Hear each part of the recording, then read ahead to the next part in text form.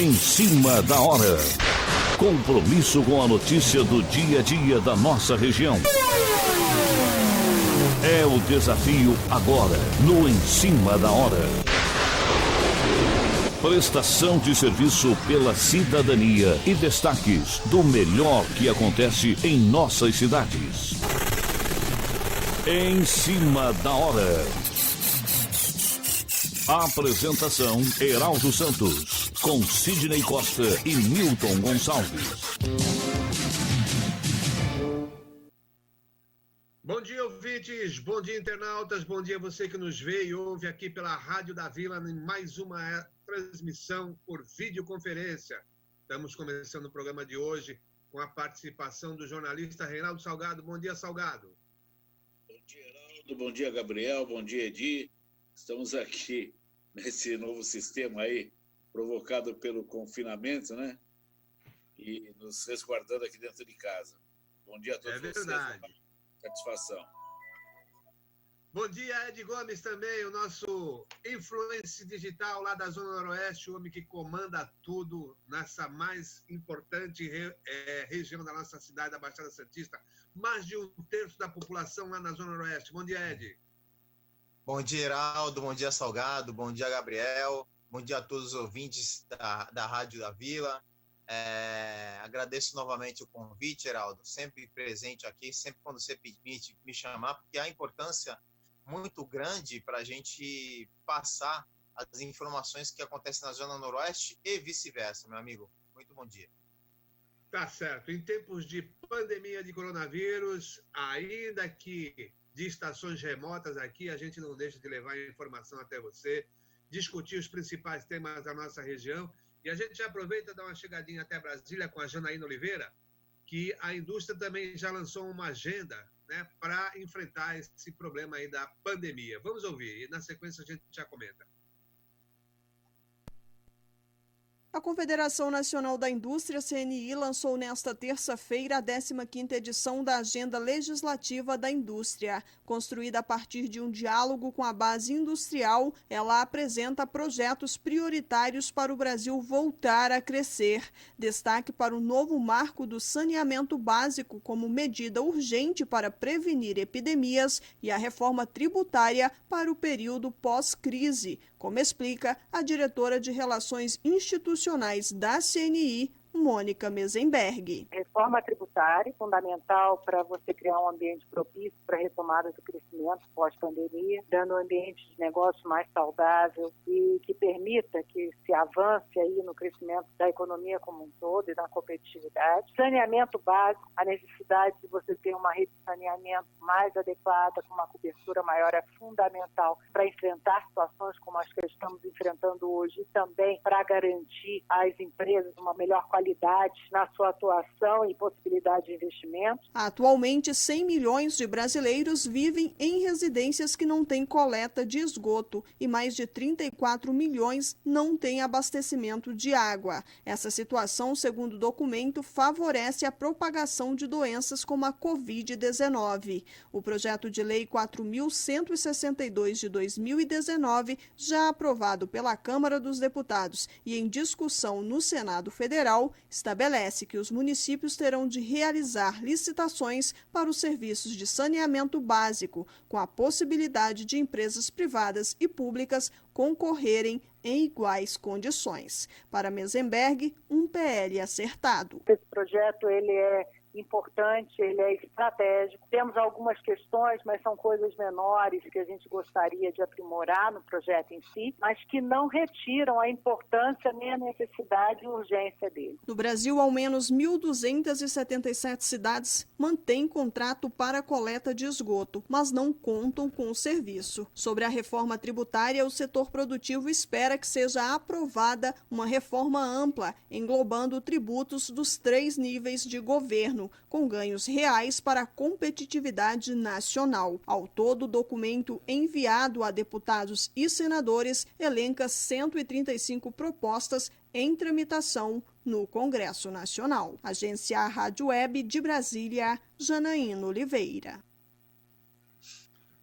Bom, apesar do esforço aí da da Confederação da Indústria, a gente sabe que na retomada dos trabalhos lá do Congresso, essa pauta vai ficar escanteada, não vai ser discutida agora. A gente sabe que a reivindicação é justa, é clara, principalmente esse diagnóstico da situação do saneamento aqui no país, e o Ed mesmo pode falar disso, porque lá na Zona Noroeste não tem, né?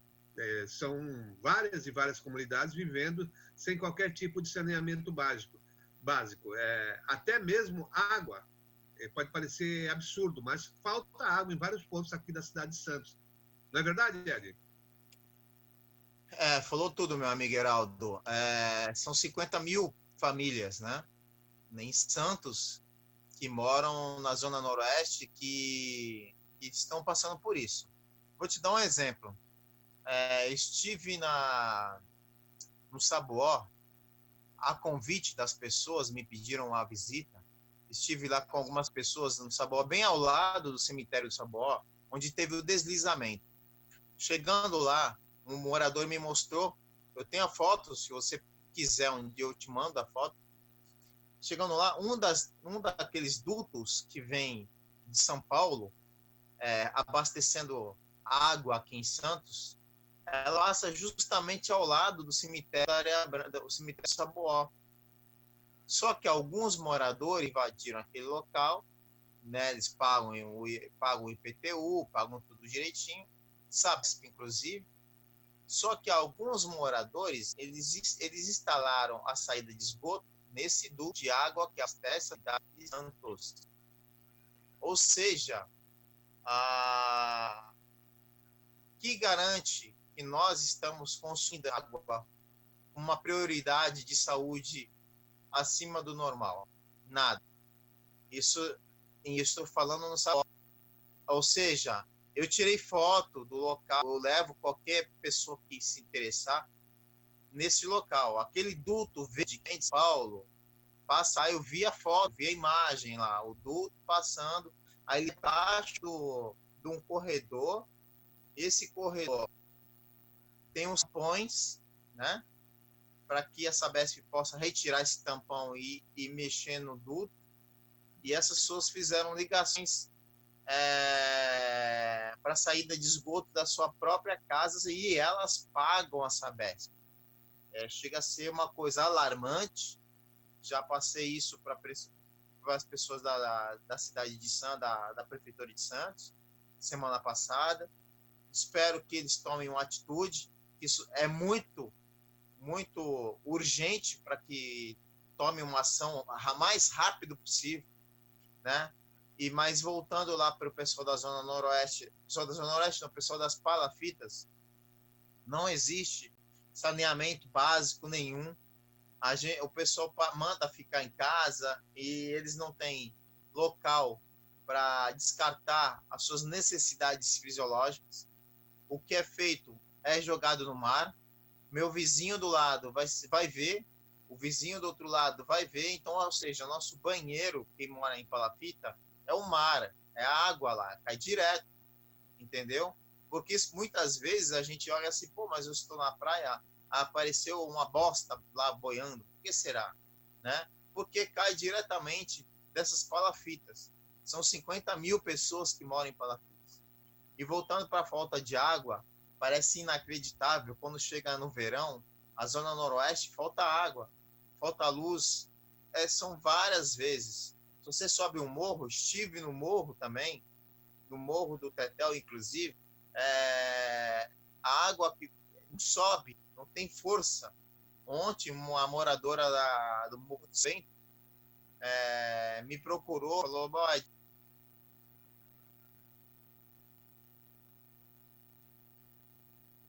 Perdemos o áudio do Ed, hein?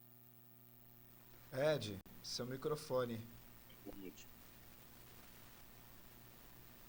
Seu microfone, Ed. Voltamos. Agora sim. Pode falar. Então, a falta de água é muito grande nos morros de Santos. Infelizmente, desde o começo, quando existiu aquele Viva o Bairro, eu tive o prazer de acompanhar todos os Viva o Bairro da cidade. os moradores do morro pediu uma melhoria da Sabesp nos morros, e até hoje isso não aconteceu. Falta o quê? Um trabalho de caixas de água nos morros para que não falte água. Isso, pelo menos, há mais de 16 anos não é feito, infelizmente. Tá certo. Ô, Salgado, essa pauta da Federação das Indústrias aí, na verdade, vai ficar em segundo plano, né? Porque passada a pandemia, o país vai ter que reconstruir o que restou do comércio, da indústria, tentar restabelecer emprego, o trabalho vai ser esse. É isso? O trabalho é muito grande, né? Porque o que se avizinha por aí, depois de passarmos por essa situação, é muito complicado, né? Realmente essa questão do saneamento básico, né? E o Ed aí comentou, né? Zona Noroeste, Morros de Santos e tal, a gente fica muito preocupado hoje, né? Com a situação dessas famílias, né? Em aglomerados urbanos aí. E realmente, no momento, a preocupação agora do Congresso e os olhos do país estão focados aí na questão dessa pandemia, né? Então, realmente, vai ser uma votação aí meia demorada, talvez, né? Deve ficar segundo semestre, mais para o final do ano, vamos ver, né? É verdade.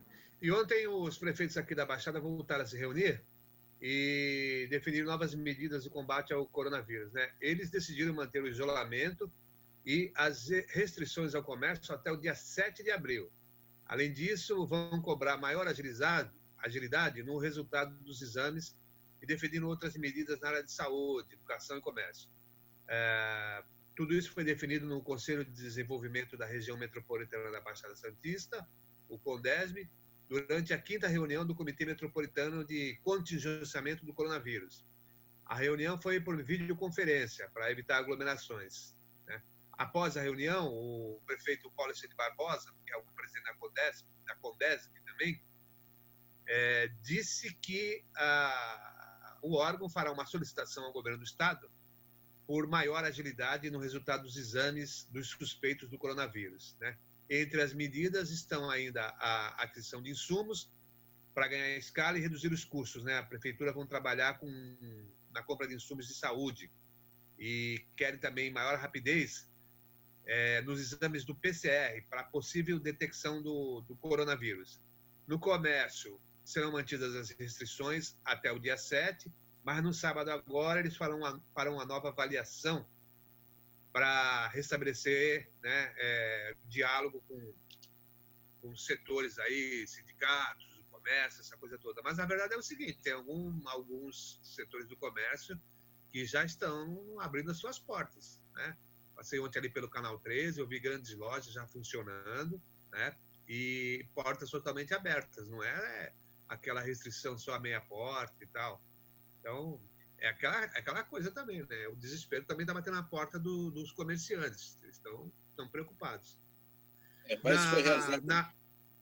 Diga. Ontem foi nova carreata, ontem parece que teve outra carreata aí pela cidade, né? De comerciantes. Estamos pedindo, realmente. Agora tem essa questão, né? O prazo aí até 7 de abril, né? Agora, próximos dias, mas também vão reavaliar, né? Quer dizer, não é dizer que acabou ali e volta a funcionar tudo. Vão reavaliar a situação, né? E, de repente, sei lá, estendem esse período aí, né, de fechamento aí do comércio. Agora, realmente é complicado, né? Parece que, por enquanto, só mesmo restaurantes aí com delivery que estão aí se sustentando, né? Porque o comércio em geral, assim, de outras mercadorias, shoppings, por exemplo, né? Então, é meio complicado, né? Quer dizer, está complicado para todos esses comerciantes. E a gente percebe que alguns setores sofrem mais, por exemplo. O delivery está permitido, mas tem comércio da área de alimentação que é dentro de shopping. E se o shopping está fechado, ele não pode nem trabalhar com delivery. Nem com o delivery eles não podem trabalhar. Vários comércios desse ramo de atividade estão proibidos de funcionar. E agora, diga. É complicado porque teria que, vamos supor, abrir lá uma parte do shopping, né? E abrir uma parte do shopping, a parte das cozinhas lá dos restaurantes, né? Para atender esse serviço aí, né? Para que eles possam fazer esse serviço aí. E eu recebi, inclusive, veio uma mensagem, né? De drogaria do shopping aqui, do shopping Praia Mar, né? Aqui na Alexandre Martins, comunicando a drogaria que está fechada. Por quê? Porque ela é dentro de um shopping, né? E aí indicando os outros endereços fora de shopping que essa rede de drogarias possui, para que as pessoas utilizem as outras, porque no shopping, essa unidade, com o fechamento, a filial do shopping está fechada totalmente, né? É verdade. E na reunião de ontem também, os prefeitos também se atentaram para a questão hospitalar e eles estão fazendo um mapeamento das demandas regionais para a estruturação completa dos leitos hospitalares em implantação para que tenham todos os insumos e equipamentos. Porque o que se fala dessa pandemia é que os problemas vão começar a surgir efetivamente agora, né? Porque quem tinha que ter sido contaminado ocorreu lá atrás, há 2 semanas atrás, e agora essas pessoas que vão começar a sentir os efeitos. E aí a rede hospitalar vai ser bastante procurada, né? Então, daí essa preocupação dos prefeitos, das autoridades de saúde. Ed Gomes. Oi, é só avisar agora, não sei se o Gabriel pode ajudar, apareceu uma mensagem dizendo: obrigado por escolher o Zoom, esta reunião não tem mais limite de tempo. Eu não sei se eu dou ok aqui ou não. Pode dar ok, fica tranquilo. No meu apareceu também, eu já coloquei ok. Tranquilo. Aqui é a primeira vez que está usando esse sistema. Então, Heraldo, assim, sobre o comércio, tá? A gente está falando sobre o shopping, né? Mas também na Zona Noroeste a gente tem muito comércio que é familiar. E as pessoas trabalham lá, o dono, o filho, o marido, a esposa. Então, porque não tem nem como pagar um funcionário. Então, trabalham sempre em união. Então, isso é muito importante. Isso é muito importante ressaltar. Eu vejo a necessidade de abrir o comércio, mas que esteja uma faixa na frente da porta, não atendendo as pessoas lá dentro do balcão. A pessoa pede, a pessoa vai lá, faz o pagamento, tendo toda a higiene e a distância necessária de cada pessoa, tá? Porque é muito difícil, eu estou sentindo na pele os comerciantes da região lá passando a dificuldade. Alguns comércios já estão fazendo dessa forma, independente do que o prefeito fez ou não. Eu ressalto que a gente tem que acatar o que o prefeito pediu, é uma ordem, né? É uma lei municipal, mas existe a necessidade do pão de cada dia, né, Heraldo?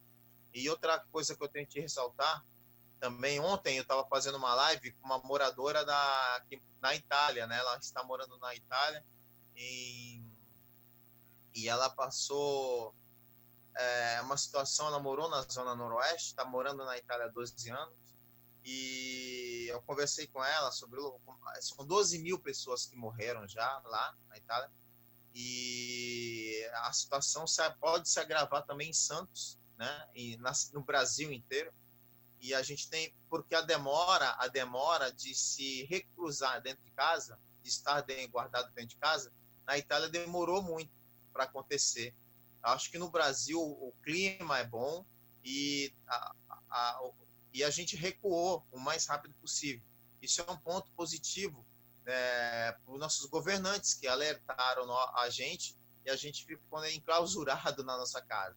Tá? Isso é um ponto positivo.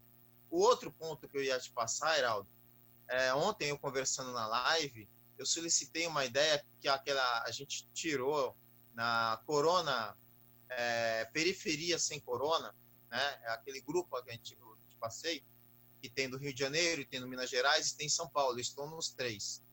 De dar ideia, porque em Santos a gente tem um hotel parado ali no Gonzaga, o Hotel Atlântico, né? O de trás que está abandonado, acho que não lembro o nome direitinho, mas acho que é o Atlântico. E tem vários quartos, se não me engano, tem mais de 50 quartos lá. Por que não, Não, se faz... lá não é o Atlântico, é a Avenida Palace. Avenida Palace, muito obrigado, Heraldo. Aquele lá poderia ser usado para local, para instalar as pessoas com coronavírus para ser atendida numa emergência, né? Está lá parado, tem muitos quartos, a gente precisa do quê? De quartos com tomada, com ligação elétrica, com um acompanhamento melhor para cada pessoa.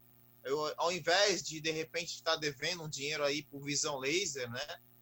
Ou outra, que já foi beneficiado num fomento de quase R$500 mil no ano passado, por apenas 2 meses, né? Vamos deixar para lá, que passou pela Câmara, e ninguém viu, mas tem esse hotel que poderia ajudar muita gente aqui na cidade de Santos, porque eles vão migrar de Peruíbe, vão migrar de Itanhaém, vão migrar de Bertioga, ou de Guarujá, a gente sabe disso. Mas esse hotel que você sugeriu aí, o Ed Gomes, esse hotel é do Grupo Mendes, e criou uma cisão ainda quando vivo, né? O Armênio Mendes, o prefeito era o João Paulo Papa, o Armênio tinha interesse de comprar aquele hotel, aquele imóvel, preocupado com o risco, se havia algum estudo de tombamento. O prefeito, na época, o Papa, disse que não tinha, mas a verdade é o seguinte: o hotel foi realmente tombado, né? Ainda quando estava em funcionamento, e está lá aquele elefante branco ali em pleno Gonzaga, ninguém sabe o que faz. Tombado, você sabe que tem que ser restaurado, né? Quem é que vai querer restaurar um imóvel daquele numa região tão nobre, né, sem poder dar outra destinação? Vai ficar complicado, realmente. É verdade. Salgado lembra dessa história, né, Salgado? Sim. Mais uma história aí complicada do nosso passado político, né? Até resolver essa questão aí de hotéis, né? E, Heraldo, estou vendo aqui a notícia de que o Sindicato de Hotéis assina acordo que permite a suspender salário por 4 meses, né? Complicado isso aí, né? Parece que é o Sindicato dos Trabalhadores de Hotéis, Bares e Restaurantes Similares de São Paulo, que assinou o termo em 19 de março. Então, aí, trabalhadores de 32 municípios, além de São Paulo, que são representados pela entidade, já podem ter seus contratos de trabalho alterados por essa medida, né? É mais uma consequência aí dessa pandemia, né? A polêmica questão da suspensão dos salários por 4 meses, né? A gente vai começar a se defrontar com isso aí em vários setores, não só no setor hoteleiro, no setor de bares e restaurantes, principalmente, comércio como um todo, né? Mas eu acho o seguinte: vai ter que negociar bastante com os sindicatos também, né? Só suspender salário por suspender, eu acho que aí você cria um problema social muito mais grave. Eu acho que o governo tem que estudar algumas medidas, né? Suspende aí o recolhimento de tributos, essa coisa toda, priorizar o ser humano, né? O governo Porque senão a conta cai toda no colo dele, né? Lógico, senão essa claro. conta vai toda para o colo do governo, né? Porque tem essa questão aí que reconhece e admite que tem o governo que suprir aí a situação dos trabalhadores nesse período de pandemia, né? É verdade. Olha, o governo de São Paulo anunciou ontem que vai repassar 100 milhões para as Santa Casas do Estado e hospitais municipais até 1º de julho agora. Isso é uma maneira de desafogar o atendimento em hospitais de alta complexidade, que estão atendendo também os casos de coronavírus. No total, serão 30 instituições contempladas e mensalmente serão repassados 25 milhões para que as unidades tenham reforço no custeio para atendimento aos pacientes. O governo estima ampliar em até 30% a capacidade dos leitos nos hospitais de média e grande complexidade para permitir um melhor funcionamento do sistema. Segundo a Secretaria de Saúde do Estado, foram confirmados no Estado de São Paulo, até o momento, 1.517 casos do Covid-19, né? E 113 mortes. O Estado de São Paulo lidera aí os casos de óbitos no país, né?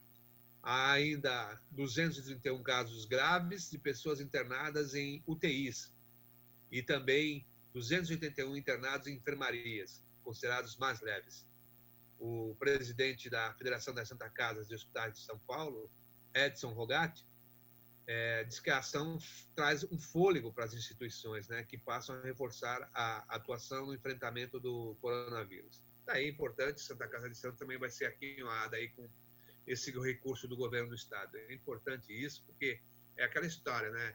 Além do atendimento do coronavírus, você tem que dar o atendimento para os outros pacientes, para os outros doentes também, porque senão, meu amigo, vai todo mundo ficar contaminado com o coronavírus, né? Aí não tem mais outras doenças, né? Como já estão falando, e todo mundo está no hospital é coronavírus e morte é coronavírus e fica nessa situação aí, essa pandemia aí em que se transformou o país, né? Olha, e ontem à noite o presidente Bolsonaro fez um novo pronunciamento em cadeia nacional que foi seguido pelo maior panelaço já registrado no país, né, de protesto contra o Bolsonaro. Na verdade, o Bolsonaro quer sair do isolamento político, né, que ele se envolveu, ele mesmo se enfiou nisso, né, e fez um novo pronunciamento de rádio e TV. Só que quando ele começou a falar, meu amigo, começou um panelaço intenso. Acho que esse foi realmente o maior já registrado, né? Uma semana após ter tratado a pandemia como gripezinha, o Bolsonaro foi na TV e, mais cedo, em entrevista, ele distorceu uma declaração do diretor-geral da Organização Mundial de Saúde, a OMS, o Tedros Adhanom Ghebreyesus, para defender o fim da quarentena e dizer que está certo na condição da crise.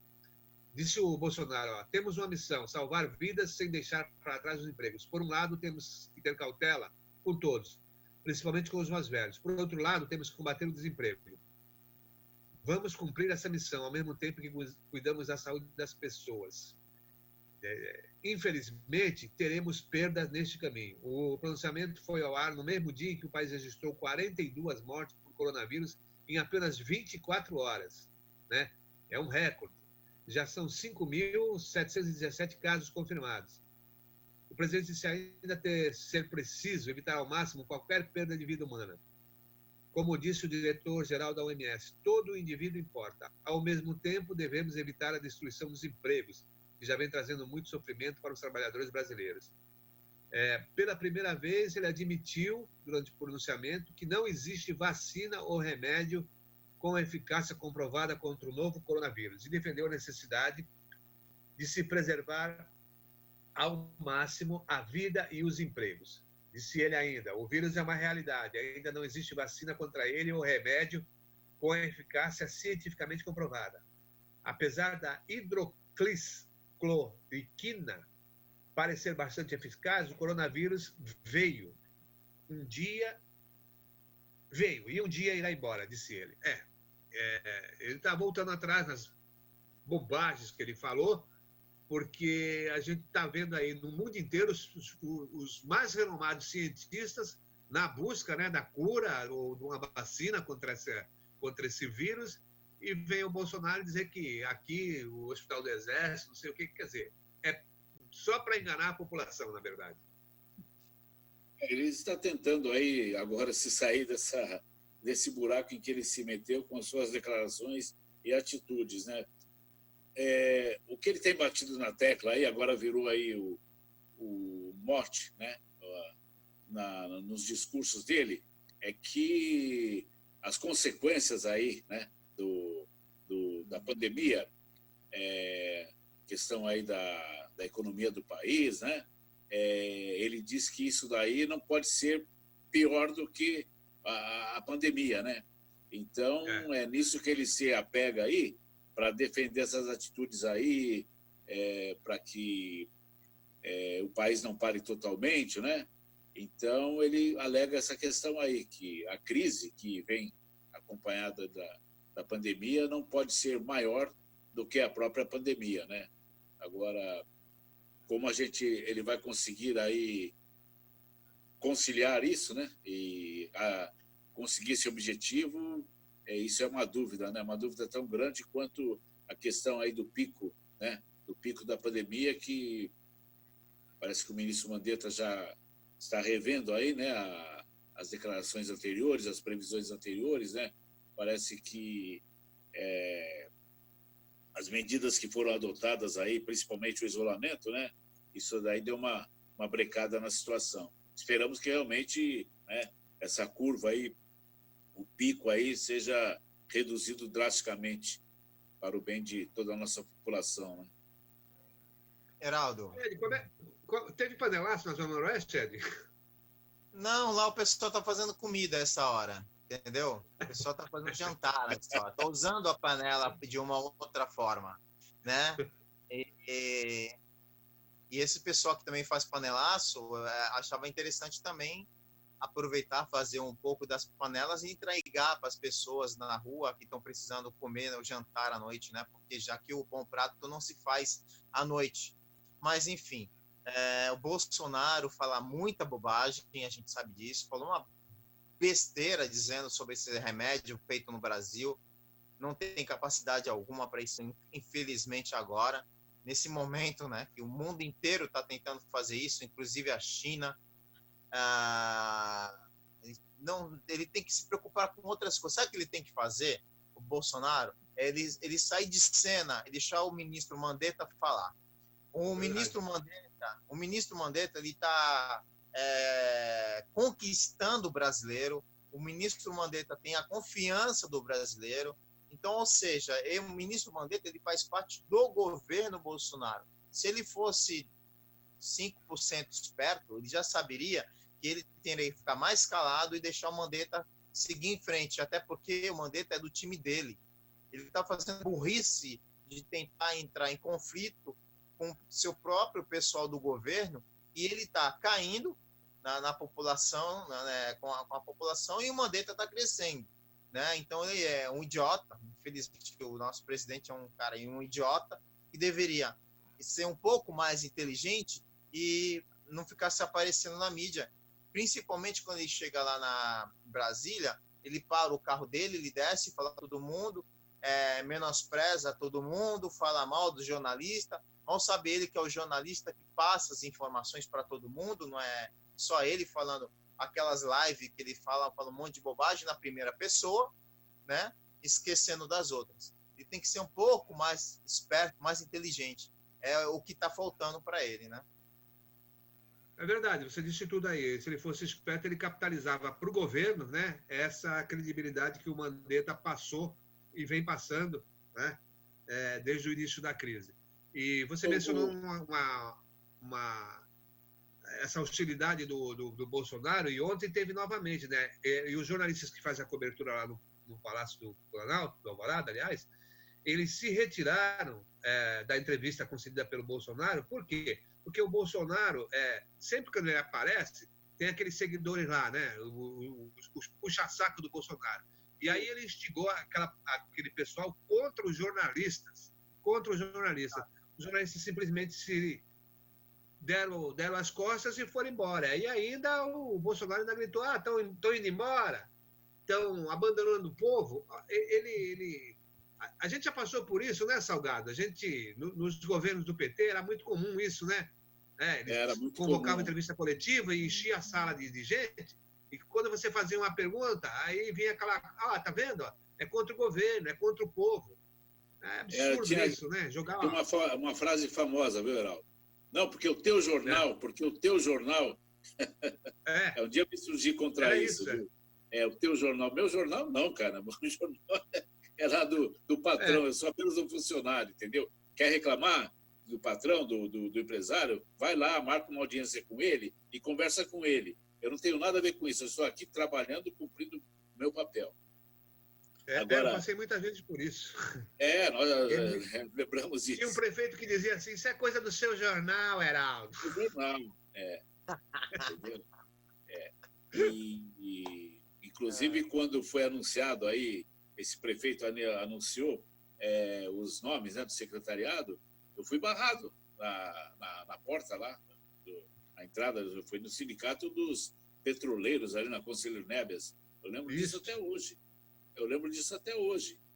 Eu fui barrado porque o jornal não era bem bem visto lá, tinham ganho a eleição, aquela festa, ia anunciar os nomes dos primeiros secretários e não me deixaram entrar, entendeu? Mas voltando à questão do Bolsonaro, né? Eu acho que, bom, outro discurso já, embora ainda tenha cometido aí alguns deslizes, né, as famosas incoerências, eu acho que já mudou um pouco o tom, né? Já não fala mais que é gripezinha, né? Já está admitindo a questão das mortes, né? A situação preocupante. E outro detalhe, né?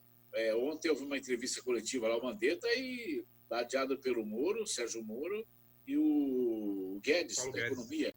Então, quer dizer, esses três aí, eles estão sustentando aí, na verdade, o Bolsonaro. Quem sabe eles se reúnem aí e conversam com o cara, para de falar bobagem e tal, vamos dar uma maneirada nisso aí, até passar essa pandemia, né? E para ver se muda essa situação, né? E recupera aí a credibilidade, né? O Mandetta, como você lembrou bem, está saindo muito bem e, né? O presidente tem que deixar esse pessoal na linha de frente, realmente, né? Economia, saúde, né? Questão de segurança, isso é o mais importante, né? O Bolsonaro é um sujeito que não ouve ninguém, mas tem um grupo mais próximo a ele que falou: olha, presidente, está ficando ruim, está perdendo credibilidade de governo, essa coisa toda. Até o Trump mesmo, por conta dessas manifestações aí do Bolsonaro em relação à crise, e olha que o Trump também foi um dos que mais resistiu, né? O problema de isolamento, essa coisa toda. Sim. Mas ontem ele anunciou também que pode, né, vetar os voos do Brasil lá para os Estados Unidos, em razão dessas besteiras que o Bolsonaro está falando, que é só uma gripezinha, essa coisa toda. Quer dizer, começa a perder até apoio de quem ele se dizia aí muito próximo. Mas então, ontem, como eu estava te dizendo, ontem ele já mudou o tom aí, já não fala mais em gripezinha, né? Ele já isso à noite, no pronunciamento, né? Deve ter tomado tanta pancada, né? Deve ter tomado tanta pancada durante o dia, né? Deixou de ouvir os filhos, né? Que são 3 idiotas, né? Tem os 3 patéticos, tem os 3 idiotas, né? Que juntando com ele, né? Só dá o fala M. Fala, Ed. Você falou tudo, os 3 idiotas. Nunca vi uma família que consegue destruir um país inteiro do próprio pai. Em vez de aproveitar a oportunidade de fazer um Brasil melhor, os caras têm uma delegação enorme no país, um é deputado, outro... Poxa, em vez de aproveitar essa situação, fazer um trabalho melhor, não, os caras conseguem destruir toda a conquista que o pai conseguiu, que eles mesmos conseguiram, né? E os 3 estão fazendo a idiotice enorme dessa situação. Voltando lá para o coronavírus, Heraldo, como a Patrícia lá de Lombardia, na Itália, ela falou comigo ontem, ela falou assim, nós estamos passando num momento triste de tantas mortes no nosso país, porque nós lá atrás não tivemos uma quarentena no país, entendeu? Por isso, hoje nós temos 12.000 pessoas mortas, né? E uma epidemia triste, um país turístico, como aqui no Brasil, e infelizmente isso não está acontecendo lá, ainda continua tendo as mortes, tá? Então, o que acontece hoje, a gente tem que falar, eu falo isso, tem que ficar em casa, mas eu também vejo o lado comercial, mas tem que ser feito um trabalho. Ontem eu dei uma volta na cidade, Heraldo, e vi muita gente na rua. Há uns 4, 5 dias atrás não tinha uma quantidade grande na rua. Eu estive também em Peruíbe, que a gente tem a liberdade de ser jornalista, né? Então a gente pode entrar em algumas cidades. Eu fui a Peruíbe, deixei um álcool em gel com meu pai, que ele tem 74 anos, né? E ele precisa evitar de sair de casa, é um grupo de risco. Estive em Peruíbe, fui parado em Peruíbe, a gente é jornalista, deu o documento de jornalista, eu acabei passando, entreguei para o meu pai o álcool em gel, vim embora. Nessa volta eu pensei, vou parar em Itanhaém e ver como está funcionando a segurança de Itanhaém, se é parado ou não. Não tinha nenhum bloqueio em Itanhaém, eu entrei muito tranquilamente em Itanhaém, passei na orla da praia em Itanhaém, fiz algumas fotos em Itanhaém, voltei para casa e segui direto. E a gente vê que também Praia Grande, ela tem várias entradas de Praia Grande. Eu acho que, claro, deve ser muito difícil bloquear uma entrada na Praia Grande, né? Por causa de diversas entradas. Mas entrei em São Vicente pela Ponte Pênsil, tranquilamente também não tinha nenhum bloqueio, mas aí aí eu chegando na cidade de Santos, aquele trânsito terrível às 18 horas de sábado, né? Então a gente vê que a quantidade de pessoas ainda estão indo para a rua, né, meu amigo? É verdade. O problema todo é o seguinte, fala-se assim, você não está no grupo de risco, você pode ir para a rua. O problema não é esse, o problema é ir para a rua e depois ter contato com essas pessoas que são do grupo de risco. Porque nada impede, né, que você traga o vírus para dentro de casa, você que tem menos de 60 anos, vai para a rua, começa a circular por tudo quanto é lugar, você pode realmente trazer o vírus e, no contato com aquele está mais suscetível a contrair o vírus, isso vai acabar acontecendo. E aí é gravíssimo mesmo, porque a resistência é menor e você vai ter um parente seu aí acamado e muitas vezes sem leito hospitalar e sem a condição necessária para dar o atendimento. A gente sabe que isso aí é muito cruel, esse diabo dessa vacina, porque afeta diretamente o sistema respiratório, né? Infelizmente é isso. Geraldo, você falou em questão de vacina, né? Você falou em vacina, né? Eu lembrei da questão aí da gripe, né? Eu perguntar para o Ed aí como é que está a situação lá na AZN, entendeu? Porque parece que, de novo, os estoques acabaram e não tem previsão, né? E ninguém fala nada, ninguém dá uma... A prefeitura não fala nada, não divulga nada, entendeu? Se tem previsão de novo lote, né? E a gente vê, né, que Guarujá recebeu uma quantidade aí, parece que mais de 30 e tantas mil doses, né? E parece que lá está tranquila a vacinação, enquanto outras cidades aí essa pandemia, vamos dizer assim, né, da vacinação, né? É verdade, porque divulgaram com tanta ênfase, né, a necessidade das pessoas se vacinarem. A gente sabe que essa vacina da gripe não vai conter o problema do coronavírus, mas de certa forma alivia, né? E o que aconteceu? Com essa divulgação da prefeitura, as pessoas, e principalmente os mais velhos, foram para as ruas e bateram com a cara na porta das policlínicas, os locais apontados como de vacinação. Eu mesmo, no primeiro dia, fui com a minha mãe no sistema que seria de drive-thru ali no Novo Ambesp, na rua Manuel Torinho. E chegando lá, meu amigo, eram 11 e pouco da manhã, já não tinha mais nada. Estava lá o pessoal do CET controlando o trânsito e o agente lá com a máscara. Olha, infelizmente acabou a vacina. Aí eu fui até a policlínica do Imbaré.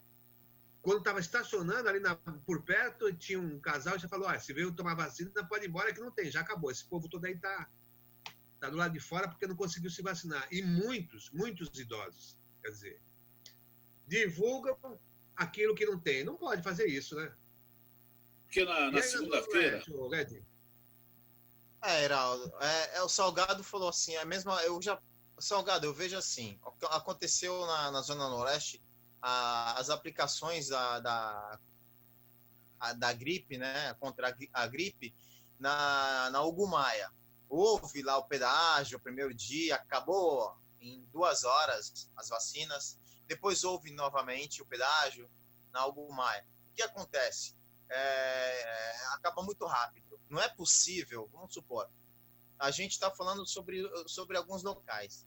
Não é possível que possa existir um meio de comunicação mais rápida. Vamos supor, hoje nós vamos atender 200 pessoas, né, em vários horários. Então, da letra A até a letra D, tantas pessoas, a pessoa liga, olha, você vem aqui, porque toda policlínica também tem o seu cadastro dos moradores, né, porque por isso é por bairros, né, então você evita da pessoa, que nem o Heraldo, aí eu fui para um lado, eu fui para o outro, todo mundo fez isso, né? A pessoa, não, vou vir aqui, vou para o outro lado. Chega na hora, dá de cara para a porta e está fechado, né? E você chega a ficar... Teve gente que chegou lá, levando os pais, né, com mais de tantos anos, mais de 70 anos, e aproveitou e tomar a vacina com menos de 50, né, com 50 anos de idade, tomar a vacina. Aí a pessoa me mandou um zap falando, Ed, isso é sacanagem, porque eu levei minha mãe para tomar a vacina e na minha frente,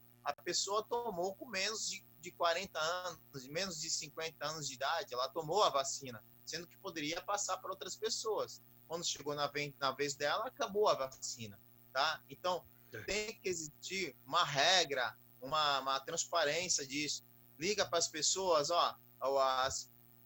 faz um agendamento de aplicação nesses locais. Não é possível que não tenha como fazer isso. Dá sim, claro que dá. A pessoa não liga lá para visão. Outra coisa, Salgado, um ponto interessante que você colocou, Guarujá recebeu 30 mil doses. Guarujá, se você entrar no Guarujá, dia de semana, sem a pandemia, é uma cidade totalmente deserta, né?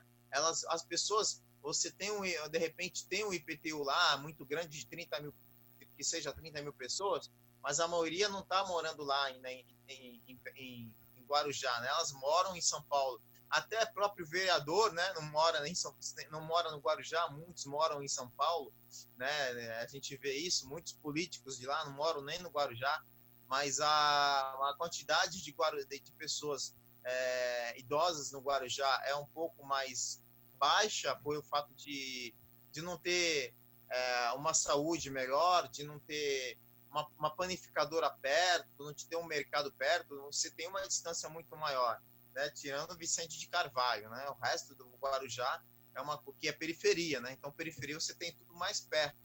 Mas Guarujá, a quantidade de morador, na realidade, é bem mais baixa, né? Agora, já Santos, ela precisa muito mais quantidade. Agora, eu vejo numa área política, né? De repente, não sei se isso está sendo mais a quantidade bem menor de vacina na cidade de Santos. Acho que a vacina deveria ser um pouco maior, deveria ter uma organização de presença melhor, entendeu? Para evitar esse tumulto, que no primeiro dia foi em 2 horas na Zona Noroeste, acabou. Pessoas que não precisam tomar, tomaram. Então, tem que ter uma organização. Está faltando organização, está faltando o quê? Vacinas na cidade de Santos. Eu vejo por isso. Está faltando vacinas. Agora, imagina se o presidente lá, o maluco, falar lá assim, não, a gente descobriu a vacina, tá? E quando que a gente vai tomar? 2050? Porque até chegar aqui a gente não consegue. Essa questão aí o seguinte, ainda não foi atendido todo o público-alvo, né, dessa primeira etapa, que são os idosos, e já estão entrando grupos de etapas posteriores, entendeu? Isso aí vai complicar mais ainda a situação para os idosos, né, que nem ainda conseguiram tomar a vacina em sua totalidade aqui na cidade de Santos, vamos dizer de Santos apenas, por exemplo. Agora, talvez essa questão talvez essa questão que ele falou, tem que já profissionais de saúde também estão sendo vacinados, né? Não sei se de repente essa pessoa aí de uma idade menor aí na faixa de 40 anos sendo atendida estaria nesse grupo, né? Talvez, não sei, estou supondo, entendeu? Nós já falamos aqui que das mortes no país, 136 se refere apenas ao estado de São Paulo. E o ministro Mandetta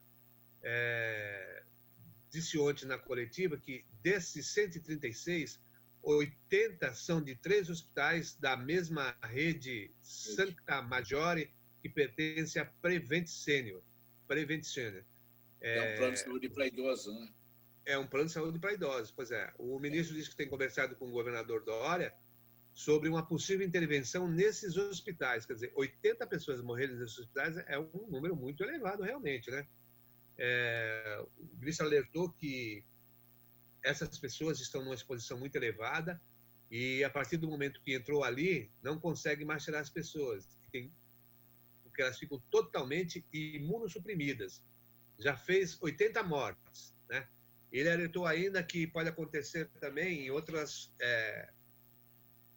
casas onde há uma aglomeração de pessoas, idosos, asilos, casas de repouso, tudo isso precisa de uma atenção redobrada.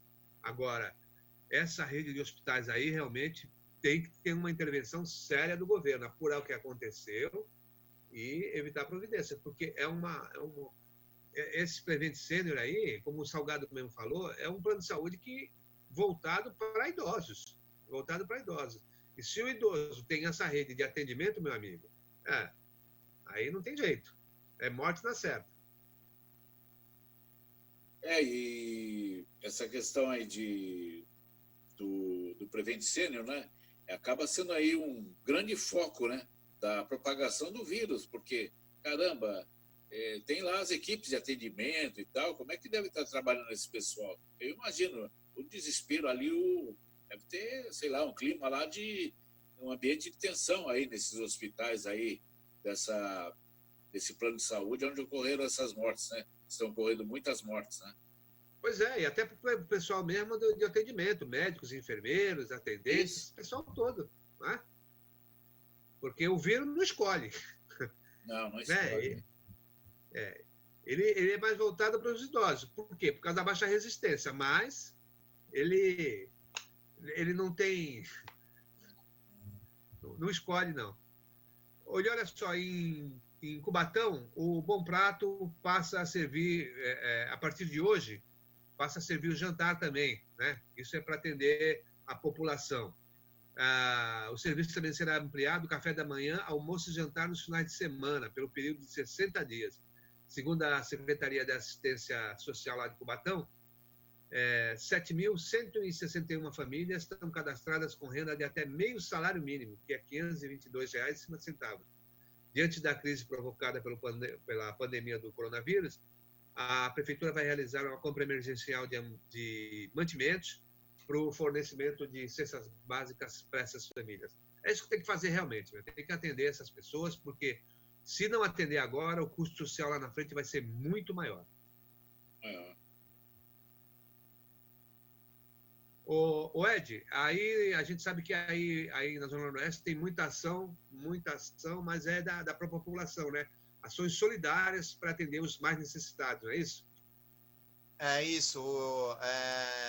O uso do Bom Prato no Rádio Clube é muito maior do que o que está na Avenida Nossa Senhora de Fátima. As pessoas lá necessitam mais. Quando foi instalado o Bom Prato na Avenida Nossa Senhora de Fátima, eu questionei o prefeito sobre o local, porque ele deveria ter feito lá onde está hoje, né, no Rádio Clube, porque a quantidade de pessoas é bem maior, né? Aí ele me falou que não, que ali era estratégico e tudo mais, mas depois eu acho que ele entendeu e colocou no Rádio Clube, lá perto no Arte no Dic, né? No nosso amigo lá. E ele pegou e colocou, fez lá, a quantidade de pessoas é muito maior desde o primeiro dia, Heraldo. Então é muita gente indo buscando, muita gente comprando comida. Eu falo isso porque muita gente, eu recebo, Heraldo, por dia, nessa época de pandemia, eu estou recebendo quase 3.000 zaps por dia, tá? Quando teve o deslizamento, eu tive 2.000 zaps por dia. O que seria isso? Todo mundo que me chama no verdinho, eu vou respondendo todo mundo. Então eu vou dormir 2 horas da manhã, 1 hora da manhã, quando eu acordo, já acordo com quase 2.000 zaps. Hoje aumentou, né? Até ontem deu até uma melhorada. O pessoal está acostumado já tem mais informações desse coronavírus. Mas eu cheguei a ter quase 4.000 zaps em um só dia, tá? Porque as pessoas pedem alimentos, as pessoas pedem... agora, ontem mesmo, estou tentando reunir algumas pessoas que possam ajudar de alguma forma, dando alguma coisa para elas se alimentarem, porque agora, que nem eu falei, agora muita gente que mora lá, trabalhava ali na região da Zona Noroeste, que está fechada. A papelaria está fechada, eu corri nas papelarias, estão fechadas, existe sua papelaria Almeida, lá do Ricardo, meu amigo, ele tem pelo menos lá 8 a 10 pessoas que trabalham lá para ele, ou seja, essas 10 pessoas, essas 10 famílias já não tem uma renda de R$ 1.500 que ele deve estar pagando, entendeu? Então isso deve ter, até ele deve, acredito, porque o Ricardo é um cara muito, muito humano, ele deve estar pagando, dando férias coletivas para todo mundo. Mas existe aquela preocupação, como outras lojas menores, elas vão sobreviver como? Então a gente passa lá e tem essa dificuldade de alimento. Eu acabo ajudando de alguma forma, mas a gente vamos analisar como é que chega a alimentação muitas vezes em algumas pessoas. As igrejas, seja ela kardecista, seja ela evangélica, elas ajudam muito com cesta básica, ajudam muito com sopão, ajudam muito com uma janta. E hoje esses locais estão fechados, entendeu? Então não tem aglomeração. E essas igrejas fechadas, não chega alimento nessas pessoas. Então existe muita dificuldade também de chegar. Até então, não está um pico muito elevado, mas obviamente daqui a uma semana isso vai ficar muito pior. Mas não tem uma ação, por exemplo, aí do Fundo de Solidariedade de Santos, porque tantas pessoas fazem doações para o fundo, quer dizer, nessa hora que precisa, nessa hora que mais precisa, a gente não vê uma ação dessas instituições para socorrer os mais necessitados. Você mencionou o problema da tragédia que teve em Santos. Muita gente doou para o Fundo de Solidariedade e a gente sabe que foi uma quantidade muito maior do que a necessária para aquele atendimento momentâneo ali. Então, você tem uma sobra, você tem um material que pode ser revertido nessa situação agora, de que você vê as pessoas que trabalham na rua, os informais e tal, não tem onde conseguir o pão de cada dia, né? Então, precisava dessa ação. A gente já vê o prefeito só fazendo live. Cadê essa ação realmente necessária? A gente não vê. A gente não vê e eu não acredito, Heraldo. Eu estava uma vez numa situação onde pegou fogo na favela, e eu estava ao lado, sentado, conversando com um secretário na época, na época de um outro prefeito, e a gente estava sentado e o secretário da assistência social ao meu lado. Uma pessoa passou, falou assim, pô, será que você não consegue para mim um cobertor, uma cesta básica, alguma coisa que eu precise? Aí ele falou assim, passa lá e pega, né? Aí eu fiquei pensando comigo, caramba, gente, a gente está aqui fazendo uma ação social para arrecadar mantimentos e objetos de higiene para arrecadar para os moradores que perderam o incêndio, mas uma pessoa do nada chegou lá, se aproveitou também, e assim, dá para você entregar um pouquinho para mim? Ele, não, passa lá e pega. Ou seja, na minha concepção, Heraldo, dá a entender que qualquer pessoa acha que precisa, de repente nem precisa, chega lá no local, me dá, eu quero, pega, toma, leva, entendeu? Então, acho que não sei como é feito agora, mas acredito assim, muita gente, assim como eu não acredito muito nessa ação social do governo.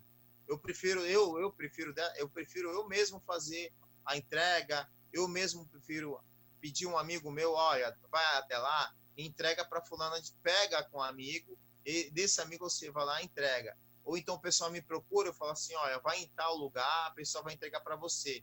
Ou então a pessoa vai lá e entrega direto. Eu gosto dessa forma, porque eu estou chegando direto na pessoa que necessita. Porque muitas vezes existe uma certa liberdade das pessoas fazerem esse trabalho. A ação social, ela precisa melhorar. A gente tem muita gente, como eu falei, mais de 50 mil pessoas moram em palafitas, que muita gente precisa. E muita gente também não precisa, Heraldo. Tá? Tem muita gente que mora em palafita, mas tem um aluguelzinho dele da Coab, ele tem lá da Coab. Tem gente que mora em palafitas com ar-condicionado, que tem mais 5 palafitas alugadas. Tem gente que mora no Ilhéu Alto, mora no Tetel, e tem 7, 10 casas alugadas. Você entendeu? Aí eu vou ser questionado, porque muitas vezes a pessoa que aluga a casa lá no Tetel, ela não tem o benefício. Por que ela não tem o benefício? Porque a casa não está no nome dela, ela não tem nenhum comprovante que está naquele local, porque vem na casa de quem? No nome do dono. Entendeu? Aí ele ganha o auxílio aluguel, de 7, de 6, de 10 casas alugadas, entendeu? Então, isso é um erro. A ação social ela não funciona. Vou dar um exemplo. Na Bahia, no interior do sertão da Bahia, e na Amazônia, as pessoas, quando recebem a sua casa da Coab, vem o pessoal da assistência social todo ano, Heraldo, e chama a família. Eles não avisam, chama a família, né? E colocam a família lá e tiram uma foto da família que receberam a casa. Aí você vai lá e pergunta lá, cadê o fulano que não apareceu? Ah, não apareceu porque casou e voltou para onde? Eles vão até a casa da pessoa para ver onde eles foram morar. Se voltaram para um local inadequado, eles perdem a casa que eles ganharam. Tá? Então funciona dessa forma. Aqui eu já dei essa ideia, não adiantou nada, falei com uma parede, não adiantou nada. É lamentável. Precisa aprimorar muito esse sistema. Heraldo, eu lembrei de alguns anos atrás, né, acho que foi uma tragédia em Santa Catarina, que até flagraram depois lá, o pessoal dos voluntários, entre aspas, lá, que faziam lá, selecionavam lá o material, a distribuição do material para ser encaminhado, separavam as coisas boas, né, roupas, tênis e tal. Lembra disso? Lembro disso. Acho que foi em Santa Catarina. Isso. Acho que foi em Santa Catarina. Infelizmente, o Brasil tem essas pessoas, né? Mas, Salgado, lembrando isso, isso que aconteceu foi, se eu não me engano, eu lembro disso muito bem, e foram distribuídos para outros mercados, né? Os mercadinhos, os melhores alimentos foram distribuídos. Agora, aconteceu agora há pouco, do deslizamento na cidade de Santos. O que aconteceu? Muita gente doou móveis, né? Mandaram os móveis, os melhores, e uma pessoa que doou, ela falou assim, Ed, eu fiquei cismada, porque eu doei uma cama e um guarda-roupa, e o caminhãozinho passou aqui, pegou, e eu cismada com eles, eu peguei o carro e fui seguindo. Nessa que eu fui seguindo, esse carro parou, desceu num galpãozinho, esse galpão foi trocado os móveis, né? E levaram outros imóveis para outros lugares. Ou seja, o melhor móvel ficou e o pior foi levado para outra pessoa. E isso que aconteceu há tantos anos atrás na Santa Catarina, acontece aqui, né, Salgado? Está acontecendo aqui. Você falou tudo. A mesma coisa está acontecendo na Zona Noroeste. Esse sistema da ação social, eu vejo assim, eu trabalho na ação social, mas você mora onde que você trabalha na ação social? Eu moro no Gonzaga, eu moro no Canal 3, eu moro na Embaré, mas você vive Zona Noroeste, você vive mercado, você vive os morros? Não, eu não vivo. Se você não vive, você não conhece. Isso mesmo. Precisa aprimorar muito, realmente. É aquela história, né? O brasileiro é solidário, mas tem alguns oportunistas, né? Tão benevolente que ele acaba sendo, né, lesado por essas pessoas, principalmente por quem tem a obrigação, e muitas vezes é pago para isso, né, para fazer com que essas doações cheguem realmente aos mais necessitados. Aí você se depara com uma situação como essa, desse cidadão aí que deu o móvel, né, e o móvel foi levado, na verdade, para um depósito e retirado depois de lá uma outra mercadoria em situação de conservação muito pior para ser doado. Quem garante que isso aí o móvel não foi vendido e ficou aí com esses caras aí? Bom, mas deixa para lá. A gente está evoluindo, quem sabe um dia a gente consiga realmente, né, ter uma situação bem melhor. Bom, enquanto isso não acontece, meu amigo, vamos continuar aí na nossa quarentena, vamos continuar fazendo um programa por videoconferência, cuidando, né? Porque a fase pior vai passar e a gente vai retomar, logo a gente vai retomar as atividades normalmente. Salgado, obrigado pela participação aqui, pela primeira vez aqui por videoconferência aqui no programa Em Cima da Hora. Eu agradeço essa oportunidade de novamente estar com você, Gabriel, o Ed, né, nesse programa de grande audiência, e estamos aí, né, resguardados aqui, contando com a colaboração da filha, do genro, a Flávia, o Augusto Duarte, que abastecem a gente aqui, né? Vão fazer compras, farmácia. Isso aí. Tem que cumprir a quarentena, né? Tá certo. É isso daí. Ed Gomes, obrigado mais uma vez também. Diga, Salgado. Não, eu estou dando bom dia a todos. Tá certo, então. Ed Gomes, também obrigado pela participação, mais uma vez, trazendo essas importantes informações aí da Zona Noroeste, essa importante região da cidade, né? Que tem mais de um terço da população de Santos, né? E muitas vezes é relegada, é olhada com desdém por que tem a obrigação de zelar, né, pelo bem comum. Obrigado, Heraldo, mais uma vez pela oportunidade de a gente expressar as nossas necessidades, para a gente poder expressar as solicitações ao governo. Espero que também todos eles estejam assistindo, né? E essa oportunidade é muito importante para a gente. Também agradeço a participação do Salgado. A gente sempre tem que ter outros tipos de visão do conhecimento geral da situação, né? Então, o que você faz, Heraldo, é interessante para a gente aprender cada vez mais com outras pessoas. A gente está nesse mundo para aprender, e a gente, toda vez que você faz uma live, meu amigo, eu vou aprendendo cada vez mais com os convidados que você traz. Então, deixo aqui meu muito obrigado e boa quarentena para a gente. Tá certo, então. Obrigado a todos. Amanhã a gente volta aqui novamente às 8 horas da manhã com mais uma edição do Em Cima da Hora por videoconferência. Tenha um excelente dia.